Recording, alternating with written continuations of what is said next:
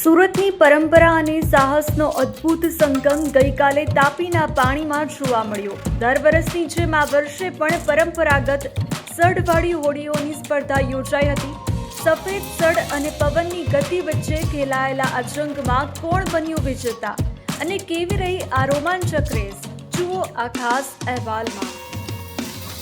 સુરતના હજીરાથી મગદલા વચ્ચેના દરિયાઈ માર્ગે ગઈકાલે સફેદ સડવાળી હોડીઓનો મેળાવડો જામ્યો હતો।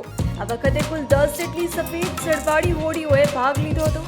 આધુનિક એન્જિન વગર માત્ર પવનની દિશા અને ખલાસીઓની કોટા સૂઝ પર રમાતી આ રમત જોવા માટે બ્રિજ અને કિનારા પર હજારોની મેદની ઉમટી પડી હતી। આ એક એવી પરંપરા છે જે દાયકાઓથી સુરતની શાન ગણાય છે। આ સ્પર્ધા ત્યારે રોમાંચક બની જ્યારે પવનના જોરદાર ઝપાટાના કારણે આ સ્પર્ધામાં સામેલ એક હોડી પાણીમાં પલટી ખાઈ ગઈ।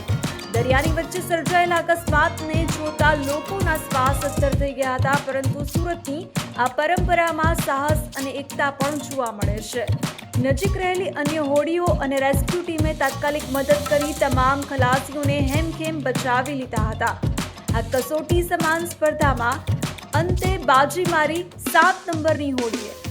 ભારે રસાકસી બાદ હેતલ પ્રસાદ નામની આ હોડી વિજેતા જાહેર થઈ હતી। વિજેતા ટીમના સભ્યોએ હવામાં હાથ લહેરાવી અને નાચગાન સાથે પોતાની જીતને વધાવી લીધી હતી।